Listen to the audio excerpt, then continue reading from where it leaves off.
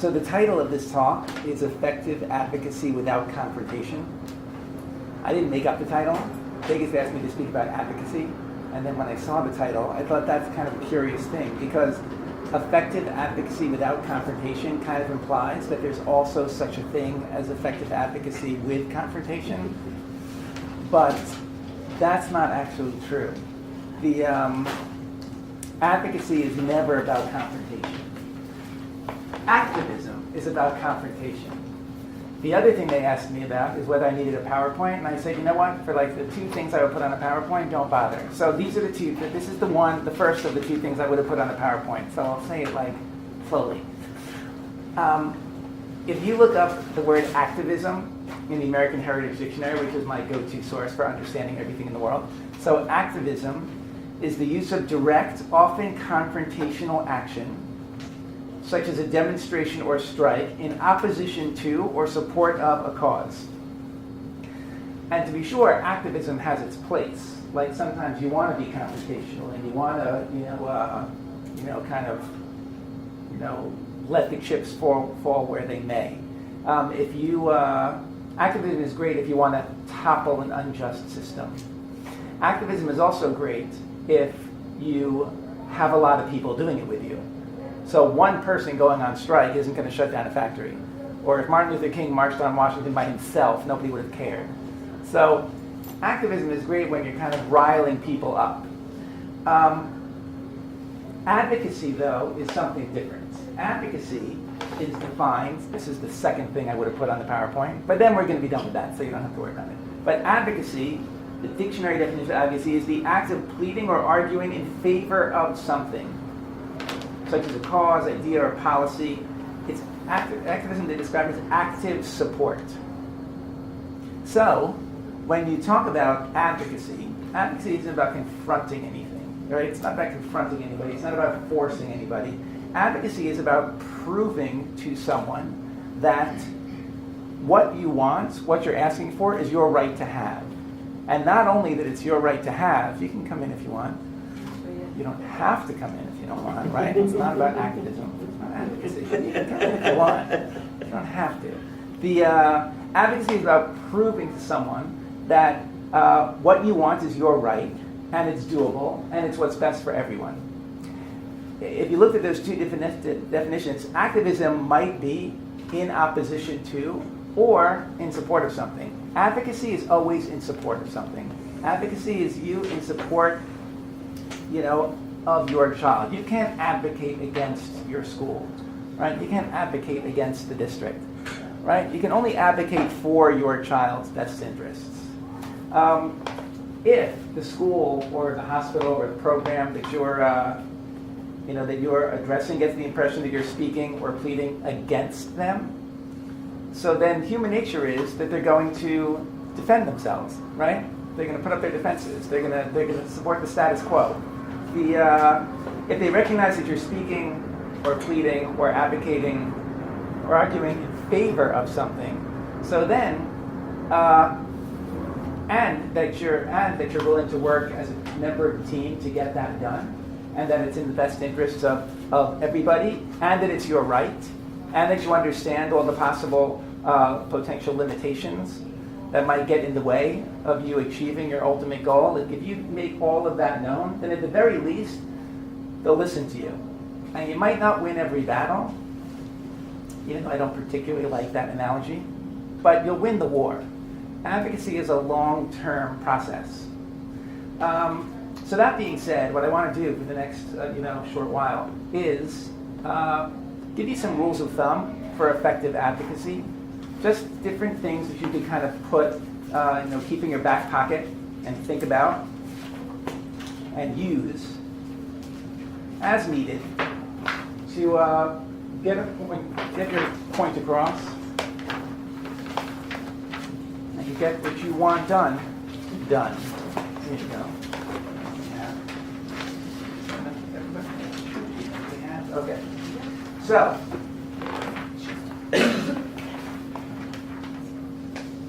So can I just ask, when you came to this session about advocacy, what did you have in mind? Who were you advocating? I know I'm assuming you're advocating for your child, and your family and yourself. But who are you talking to? Is it a school? Is it a day program? Is it a residential? Is it an agency? Is it the world? Like, who is it? Like, when does advocacy come up? Yeah? I guess right now, my biggest fight is I have my son in public school, and I'm fighting for him to get more services. Okay. Which is why I have him in public school in the first place. Yeah. Okay. So especially right now, the biggest fight is getting enough social skills support, and I would prefer him getting a para, but they keep on nixing that. Okay. So I'm trying to find another route, which All is right. the next. Fine. Is that school? Is that a thing? Yeah. Anything outside of school that people are? My son lives in a residence and attends day have. Okay. Yeah. I just wanted to say hello, but I showed up late. Oh. I don't know if you recognize me, and Iri's mom. Yes, sure. Hi.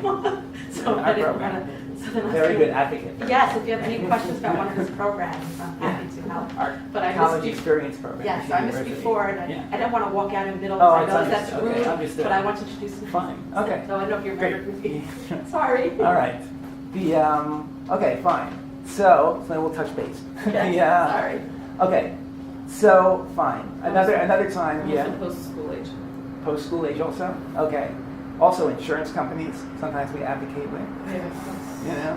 You know. That's another big one. Fine. Okay. So good. So you have in front of you then your rules of thumb. So let's just go through them.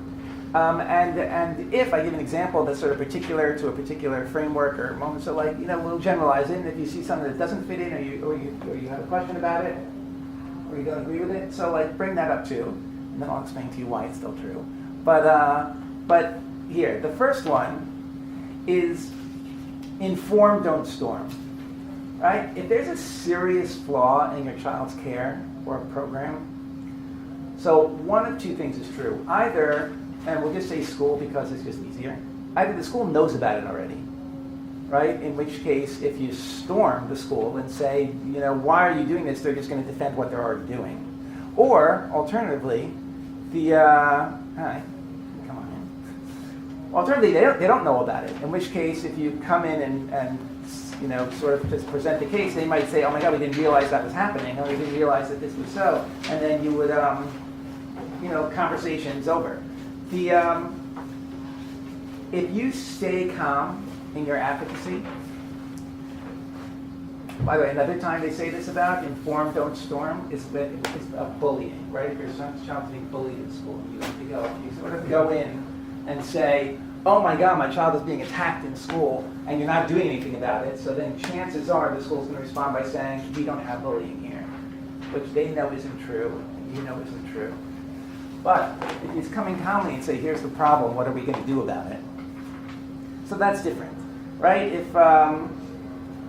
So that's step number one. If you do that, if you stay calm and you inform the school of what you're looking for, as opposed to storming and making demands, so then you might not need to advocate at all. They might just say, okay, sure, here, let's move on. But let's assume that they don't just give you what you want. So then we can move on to the next, right? Know your rights. And know them from both a positive and a negative standpoint, right? Both what your rights are and what they're not.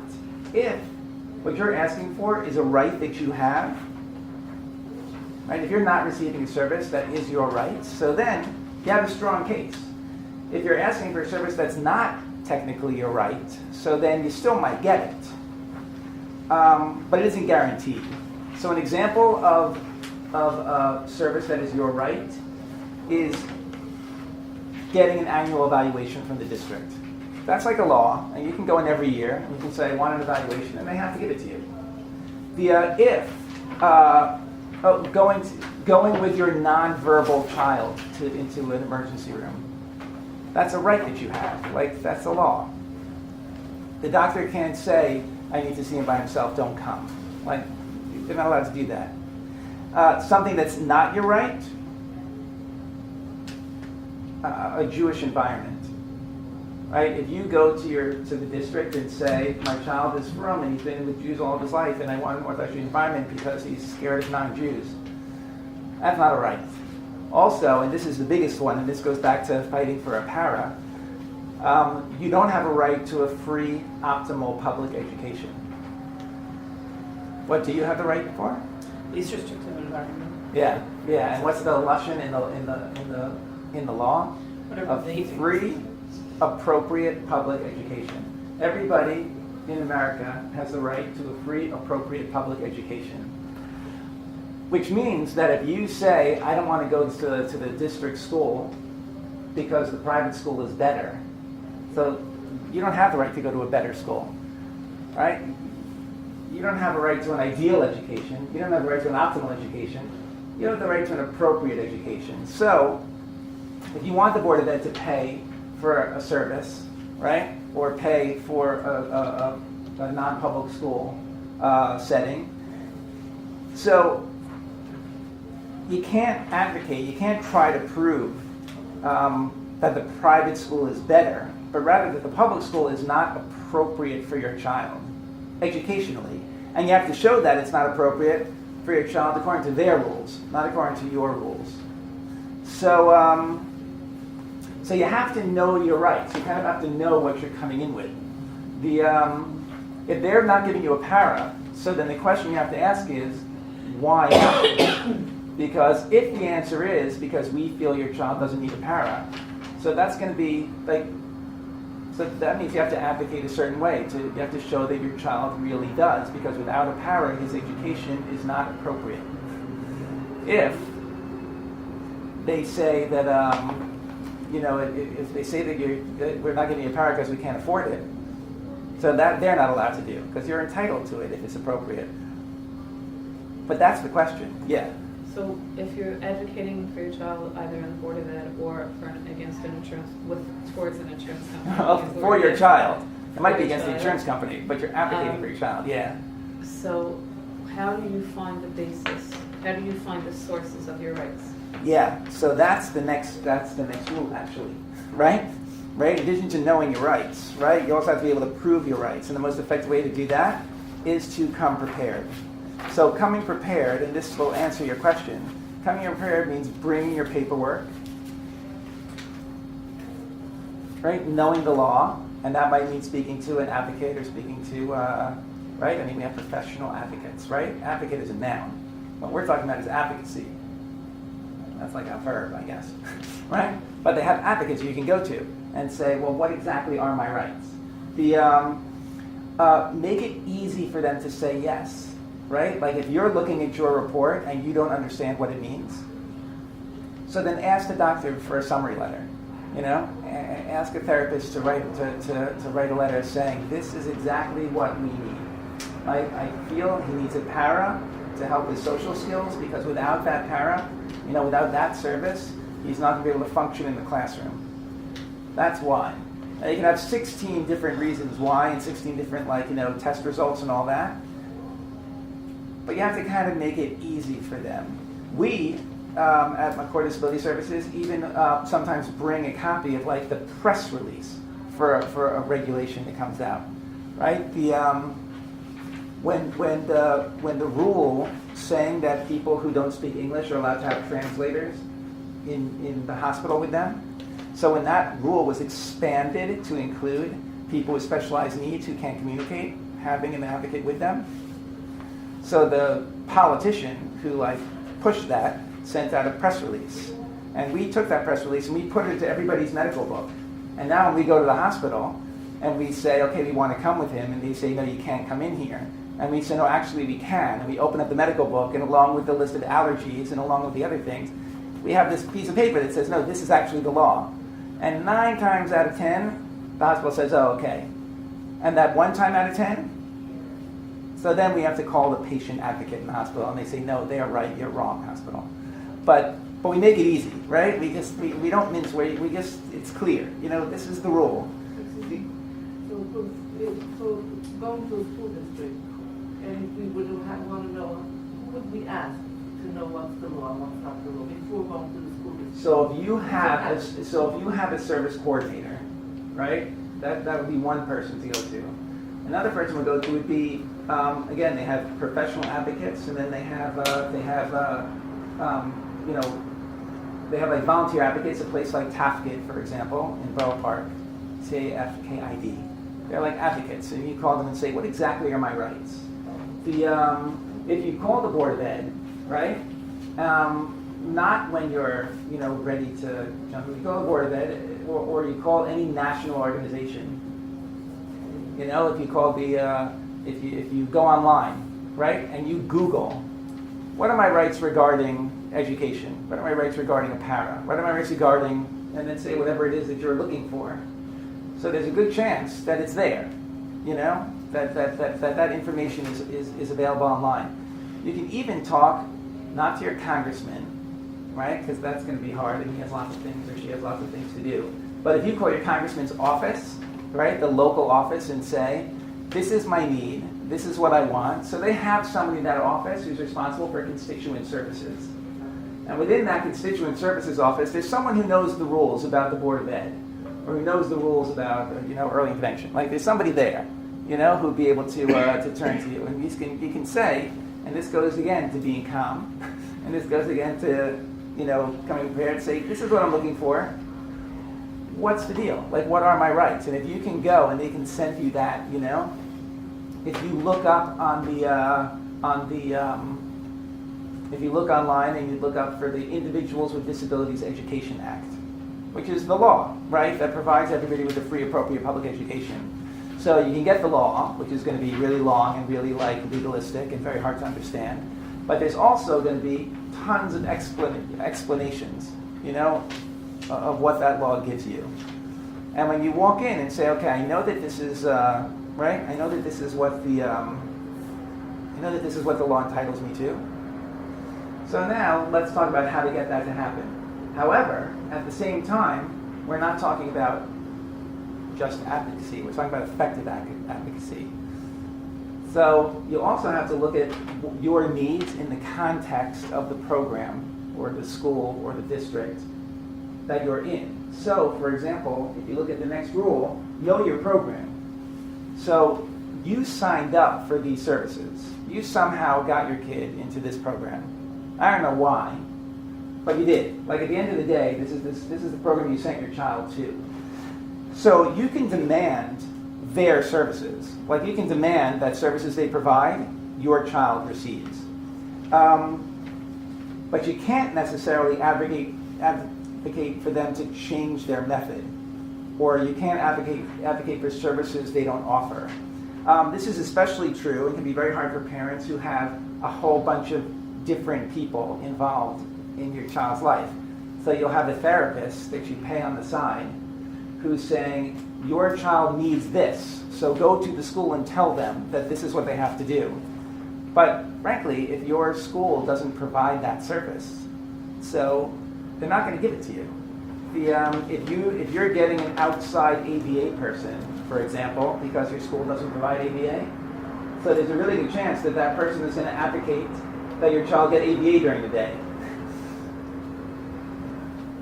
And you can't go to your school necessarily and say, you need to provide this. This is what the therapist is saying. In the school I work at in Lakewood, we had somebody who was getting music therapy outside, and the music therapist said, really, music is like the best way for this person to learn, and really you have to sing everything to him. Everything should be said to him in song. And the school was like, yeah, we can't do that. Right? And it was hard for the parents, because the parents were, frankly, paying a lot of money to this outside person who was saying, this is what's best. The school's like, yeah, but that's not what we do. Like, we're not a performing arts school. That's not what we have. I'll also say, kind of, bluntly, if you don't trust your school or your hospital or your program, then they might not be the best school for you. So if you truly feel that a program is not adequately meeting your child's needs in a real systemic way, so then effective advocacy might mean that you're advocating for a change in the program.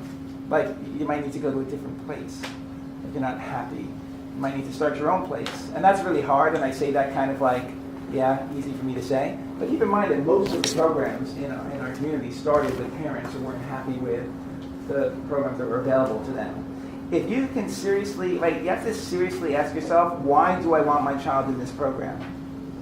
And if you come up with any compelling reason at all for why you want your child in this program, even if the reason is because it's the only school available, so then you have to keep your dissatisfaction with aspects of that program, which we all have, in context. And you have to let the program know that you understand that context. You know, to start a meeting by saying, you know, we're really very happy and we see all the work you're doing and the progress you're making and how happy my child is and how well cared for he is or whatever. But we would really appreciate it if, or we really think we need to X, you know, that sort of thing. And if you don't think any of those are true, if you think your child is not being well cared for and he's not happy and he's not learning and he's not doing these things, so then chances are any amount of advocacy that you're going to do is not going to make you any happier, because you're really not going to be able to topple the program and make it, you know, recreate it in your image. I've spoken to schools who have basically told me outright, these parents will never be happy, so we just stop trying. And that's really hard to fight against. And I don't know how the school got that impression, but I know they didn't get it from effective advocacy. Which brings us to now sort of the most tactless, important rules about how to deal with, frankly, if we're talking about advocacy, situations you're not happy with, like ways you want to change your child's services. So one is to be reality-based, to recognize the limits. Right? It's true that the squeaky wheel gets the grease, but it's also true that grease is what the squeaky wheel needs, and the grease is available, and it's easy to apply. Like, you can't go to a bicycle store and say, my wheel is squeaking, so I need a car. Like, that you're not going to get. But you also have to understand that sometimes programs don't tell the truth. So your insurance company is a good example of that. You know, your insurance company might say that they provide X service, but then at the end of the day, they don't. And then you have the right to go with your brochure and say, this is what you said, and then advocate for them to stick to their words, right? The OPWDD, the Office for People with Developmental Disabilities, right? This is recorded, right? It's going to go online now. So, OPWD sometimes says they offer more than they can deliver. A good example of this is self-advocacy, right? Or self-determination, right? Self-direction. There's this program, self-direction, right? Self-direction is very misleading because it implies that you direct your services. But that's only partially true. You direct the services within the confines that OPWD says services can be delivered. Right? In our, right? They force you to decide for things that they want it to be your choice, but they don't give you a choice. Right. We say person-centered, right? It's person-centered, but it's unclear which person that is. Yeah, so that's hard, you know? It's a threat of not giving anything if you don't agree to what they give you. Right.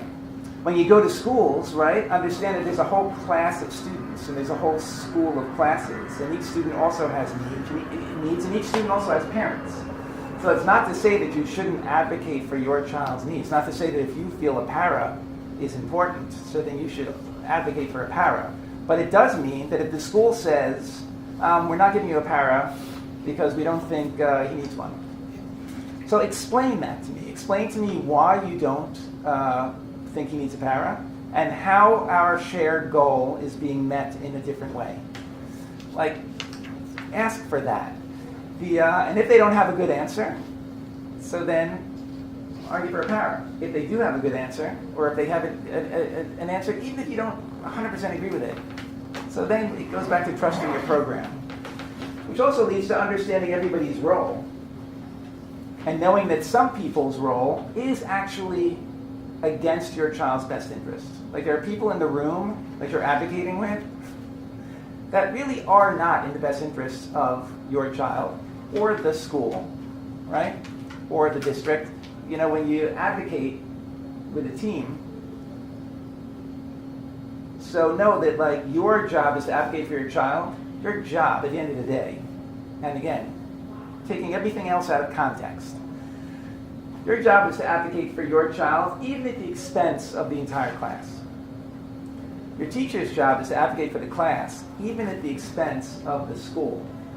The principal's job is to advocate for the school, even at the expense of the district.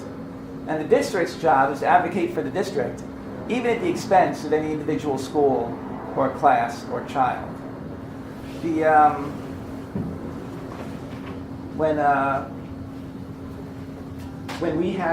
was talking to one of the district people from Lakewood, so they wanted to take somebody out of the very expensive private school, right, and put them into the public school, because of the private school they can sure. Sorry, I You was know, saying. sure, because of the Board of Ed, pays tuition of, I'm making up a number, right? Let's say it's $80,000, right? To get into the private school. And the Board of Ed, they could do it for $60,000. So they want to switch so they could save $20,000. So I said to the Board of Ed person, I said, can I just ask you a question? Why not just, people want to come to us because we provide better services than you, right? And that costs more. So why don't you just spend $70,000 instead of $60,000 and provide better services, and then you'll still save $10,000 by not sending here. And he looked at me in the eye and he said, no. He said, it's all a game. He said, when we pay your private school $80,000 tuition, that's for everything. That's for the teacher and the building and the para and the textbook. That's for everything. He said, when the Board of Ed pays, $60,000 or $50,000 for the education, that's just the education part. He said, the building comes from the buildings department. He said, therapists come from related services. He said, when we hire one of your teachers, when we hire a teacher's aide to come and work for the Board of Ed, instead of you, we pay them $40,000 a year, right? With salary and benefits. You're paying less than that. That means half the tuition, right? Half the tuition that we're paying you, we're now paying to go just for his one-to-one. He said, I'm not here to save the state money. He said, I'm here to save the district money, even if it's going to cost the state so much more to educate the person. Everybody has their own kind of roles to play. And it's kind of ridiculous. But if you walk in understanding the context, understanding everybody's role, then you can preempt a lot of things. Then you're able to say, look, I know teacher, I know principal, that really you're in charge of you're responsible for the whole school. And I know that my child's needs in this area might impact that whole school. So can you tell me, how can I understand that? That being said, how do we work together? Which actually leads to the next rule here of creating a team. And creating a team, doesn't mean create the team. It doesn't mean get the people together in the room. It means once everybody's in the room and you understand everybody's role, then start the meeting by creating that team. Because before you walked into the room, they prepared for you to advocate against them. But we know you can't advocate against anybody. You can only advocate for your child. And the best way to advocate for your child is to get that mindset of us against them out of their heads, right? I can tell you that I've experienced, right? I've seen the tension in a room end when a parent started by saying, before we begin the meeting, I just want to say how happy I am to see that we're all on the same team. Just those words. And you saw the principal go, you saw him ready to pounce, but you can't argue that. You can't say, no, we are not on the same team. You can't do that. No one's going to do that. If you just create that team by saying, I just want to say how happy I am to see we're all on the same team. And then you act like a team player. I know your needs. I know your limitations. You know my needs. You know what I want. So now let's talk. How do we go about doing this? What's stopping you from getting the apparel? If it's because you don't have the money. So I hear that. So here's what we need the para for, because I want to work on social skills. That's my goal, right? Social skills. So when does he need a full-time para for that? Can we, if he can't afford a full-time para, can that just be during lunch and during, recess? Is lunch and recess a time that you don't need? Like now let's talk. Like now we're all on the same team. Also, and this, can be a different rule, but, focus on your goal. Don't focus on the method, right? Like if you tell me that you can always distinguish your goal from your method by asking why.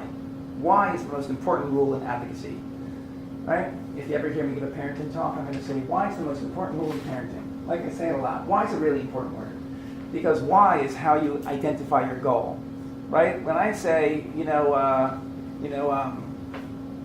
I want my child to learn social skills. Okay, why? I want a para, right? Why do you want a para? To learn social skills. Okay, why do you want to learn social skills? Like, so he'll get along better with everybody, so he'll fit in more. Okay, well, why do you want him to fit in more and get along with everybody? Because I do. Like, I want him to fit in more and get along with everybody. Like, there's no other whys. Like, that's it. I'm done with the whys. Okay, if you finished your whys, when you get to the last why, that's your goal. Everything until then was a method. So if you're having a real hard time with somebody getting, agreeing to your method, then if you're, if you inform and don't storm, you stay calm and you know you're right, so you act like a team player and you create that team. So now let's talk about the method and say, okay, I hear you. I hear what you're saying. So this is the goal. Like, how can we achieve that goal? And sometimes they'll come up with an alternative idea to achieve your goal. Sometimes they might be saying, no, we're trying to tell you, like, we feel that this is better addressed, right? And para is a good example, right? Because there's a definite need for paras, and there's a role for paras, and paras are important. But I've just as often heard schools say, well, we're trying to explain to the parents that having a para means they're going to spend their recess playing with the para. And we really want to teach the child social skills in context, and we feel the para is going to be detrimental. But apparently they got in their heads that like para is the way to do this. Which leads to that the next two rules. One is to come with a solution, and two, to recognize that more is not always better. And when we talk about more not being always better, we'll skip to that one. The idea that you have to always recognize that anything you get is also going to come with a cost. So more pull-out therapy means less classroom time. The more mainstreaming means less specialized instruction. So you always have to ask, what am I getting out of this, and why is somebody so against it? Because if you have that, if you start with the idea that you're all out to try to educate your child, or have them live independently in the group home, or whatever it is, so then why are you so against this? What is the reason? If you try to understand where the other person's coming from, you have a much better chance of them willing to understand where you're coming from. And so too, come with solutions. When you walk into your advocacy, meeting, you're potentially bringing a problem that team didn't have before you started talking to them. So if you come in and say, here's the problem, what are you going to do about it? They now have a problem that didn't exist before you got there. If you come in and say, here's the challenge, here's my suggestion, what can I do to make this work? If you come with a solution, so then you have a much better chance of getting things done. When I needed a new office, I had an office and we decided to make it into a sensory room at work. So I needed a new office because I didn't need such a big office, and it made a good sensory room. I just needed a little closet somewhere. So I went to my boss and I said, I need a new office. There's a closet downstairs. Can I take that and can we make a sensory room into the current office I'm in? He said, yeah, don't bother me, just do what you want.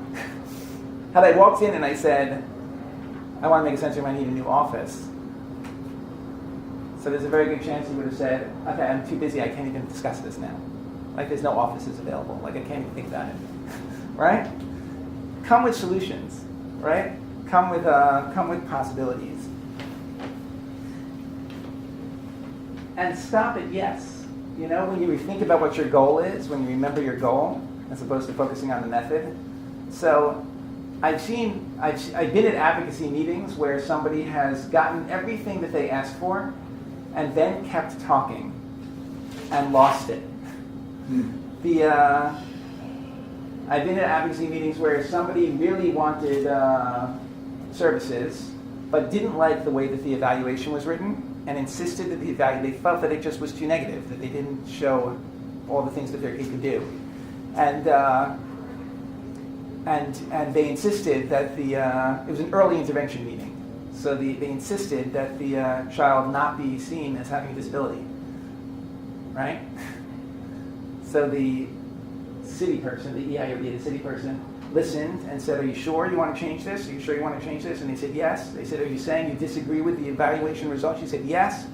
And they got it changed, and then she wanted to talk about services. And the early intervention person said, "I'm sorry, you're not eligible for services. You don't have a delay." They said, "Well, no, he has a delay. He's just not delayed." And the person said, "That's not how it works."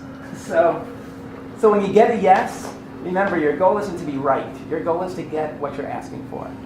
So that's what you need to do. Once you get what you're asking for, say thank you, and then leave. Also know that a yes now might mean a no later, and a no now might be a yes later. So don't expend your political capital on things that aren't priorities to you. Don't sweat the small stuff, and then frequently remind the people that you're talking to that you don't sweat the small stuff. So if you can walk in and say, "Look, you know that I would rather this happen, but I didn't push it because I understand your limitation, I understand where you're coming from. But this is important to me." There's a really good chance that you have a higher likelihood of getting what you want. The best line, right, when you're meeting with a team, the best line to start with is, before we start, I just like to say I'm so glad that we're all on the same team. When you're meeting with an individual, when you're meeting with the principal or the insurance agent or the group home manager, a great line is, "You know I don't come to you with every little thing." But that only works if it's true. If you don't come to them with every little thing. Sometimes, I know of a family that whose child had social issues, and the school came and said, "They can't ride the bus. They can't be on the bus. Like, we just can't have it because there's no monitor, there's no parents. If they're getting into fights, can't be on the bus." And the parents said, "This is a big problem,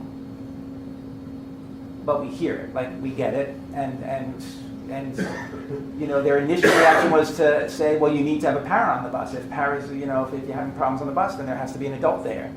But the school wasn't going to do that. That's not what they do. They don't have parents on the bus. So they ended up driving their kid to school every day, which was a big sacrifice for them. But they got a lot out of it for years and years to come, because that became a family who the school recognized was doing everything they could to make this work, really sacrificing.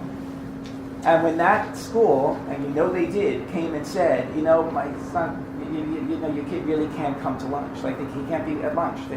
There's no adult supervision. It's not that he can't be at lunch. Can you please come and take him out for lunch every day?" And they said, "Well, no, of course not, because we have to work, right? But that, we are driving him. We're not a family who's just saying he's yours from, 8 to 4, do what you want, us." And the school said, "Yeah, you're right, and let's make this work." And they got a one-to-one, they got a hug, they got para, for that period of the time. They did that.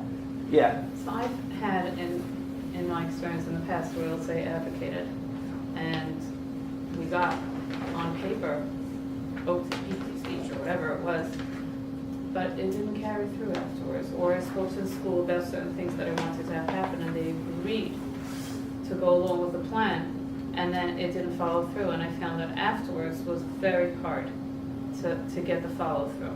Yeah. And this goes back to that idea of looking at things in context and really asking yourself, why aren't they providing this service? Are they not providing service because their therapists just aren't available? Are they really trying and it's just not working? Or do you think they just said, okay, we got to shut this mother up. So let's just say yes and get everything on paper and then move on with our day. Like, Say which you have one a is goal it? you're working on with a child, and you get, supposedly, it seems like they're on target, they're on board with you. Okay, we're gonna work on X, Y, and Z, and then you just see that it's not happening, you inquire and it's not following through. How can you effectively get a plan or an agreement carried through?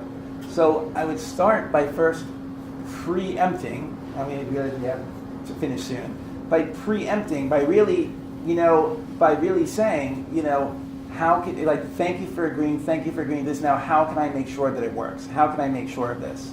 And if they at that meeting say, well, we have to first find a therapist, so then say, okay, then until we find a therapist, how are we addressing this need? Because they might be yes-yesing you, but they really might not actually be capable of doing it. If the, another sort of way of looking at that is that it's very, it's okay to have a service granted to you begrudgingly, but it's not okay to have a service given begrudgingly. It can't be implemented begrudgingly. So, if you say, I really need 3 OTs a week, and they say, well, we really can only do 1 a week. And they say, but my kid needs more. Then you argue it out, and say, okay, fine, 3 times a week, right? So if they're giving you that begrudgingly, so now, truthfully, a half-hour rushed session at a therapist who's overburdened and who really doesn't want to see your kid might not be that effective. So, assuming though, so that's one piece, right? On the flip side, assuming that really you should be getting that service and they did agree to it, so then to recognize that everybody has a supervisor. And this is true with insurance companies, right? And it's true with residence managers, it's true with schools. Everybody has a supervisor, And to say, look, really, and again, not as a threat, but as a team player, right? So that you can say, look, I know you agreed to this because you want to provide it. I see you're having trouble providing it. Who on the board can I talk to help you get the resources for this? Like, who do I go to next?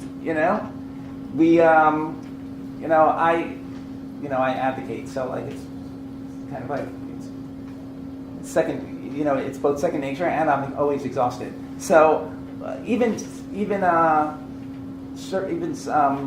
service people on the phone, like I have to return a package. I call up and I say, okay, here's what I want. If you have the power to do this, so then let's continue talking. But if you don't have the power to do this, can you just send me to the person who does? Like, let's not talk for 20 minutes and then have you tell me it can't be done. Like, someone can do this. So, like, and if you're that person, that's great. But if you're not, like, who do I talk to? So too here. Like, if you're telling me you can't do this, so then either you have to come up with a different plan, or just, okay, so then we don't need to talk about it then. Like, I hear you. So tell me who does. Who's the next person? Who's the supervisor? That your partner is like, Huh? who's the inside scoop? Make Yeah. that person your partner. Yeah, not because I'm going to get you in trouble. I see you're really trying hard to do this. So let me help. Who do I talk to? Like, who's next? And similarly, and the last piece, this, that kind of everything is based on, is to be nice, right? Smile, bring donuts, send holiday gifts, right? Advocacy is about building relationships. And, your advocacy meeting, right, whatever you're advocating for, it should not be the first encounter you have with this person. Like, the first encounter you have shouldn't be you demanding something. First encounter you have should be thank you, and this is great, and I got this nice note, and looks like a really good thing, and thank you for that trip. So that when it's time, you can come in and say, hi, you know me. I'm not always angry, and I don't do this, but I'm upset about this. Or I don't always demand, but I need this to happen. If that's the first thing they hear, it's going to be a problem. But if it's part of an overall relationship, then you have a higher likelihood of getting what you want. The activism may get you what you want once, or activism might get you like out the door, with an agreement. Or it might get you what you want right now, but then destroy everything else, you know? But advocacy, and we're going to finish, advocacy is about doing what's best for your child for the long term. It's definitely about being firm and knowing your rights and demanding what's rightfully yours, but it's also about building relationships and being part of a team and looking out for your child's best interest, but recognizing the overall context in order to find realistic ways of meeting those interests. And unless you choose to homeschool and be all of your child's doctors and therapists and open up a summer camp or a residence or a planet just for him, then your child's needs are going to have to be met in a context with the help of other people. And recognizing that context and bringing those other people to your side is how you get things done. So be firm, right? The 4 F's of advocacy: firm, friendly, fair, and fun. Like, walk in prepared, know your rights, right? Know your goals. And within that, recognize where everybody else is coming from too. That's effective advocacy. So yeah, we'll take questions while we let the other people come in. So thank you for listening, and be well. Yeah.